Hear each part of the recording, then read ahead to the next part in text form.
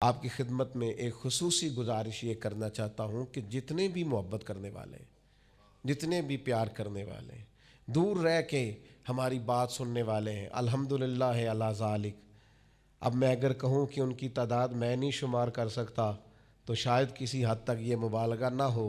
ایک بہت بڑی تعداد ہے دنیا بھر میں ہم سے محبت کرنے والی، تو ہم ان کو ہر روز آنے کی تکلیف نہیں دیتے، لیکن خواہش ہے کہ شب برات کم از کم وہ ہمارے ساتھ گزاریں۔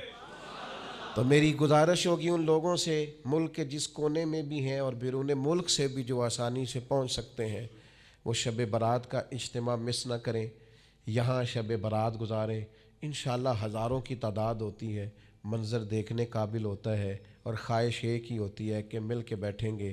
رات بڑی خوبصورت ہے، اللہ کے حضور دعائیں کریں گے، کچھ نئے ارادے، کچھ نئے وعدے، کچھ نئے جذبے بیدار اپنے دل میں کریں گے، کچھ کوشش کریں گے کہ ہم آگے کس طرح بڑھ سکتے ہیں، امت کے لیے ہم اپنی خدمات کیا پیش کر سکتے ہیں۔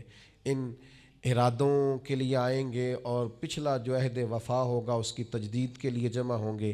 میری امید ہے کہ میری آواز اور میری بات جہاں جہاں تک پہنچے گی، اہل محبت پیچھے نہیں رہیں گے۔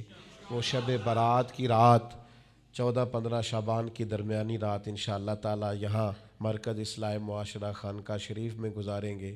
میں آپ کا منتظر ہوں گا، میں آپ کا انتظار کروں گا، میں آپ کا میزبان بنوں گا۔ ہو سکتا ہے آپ کے پاؤں کے نیچے قالین تو نہ بچھائے جائیں، لیکن میری پلکیں انشاءاللہ ضرور آپ کے قدموں کے نیچے بچھی ہوئی ہو۔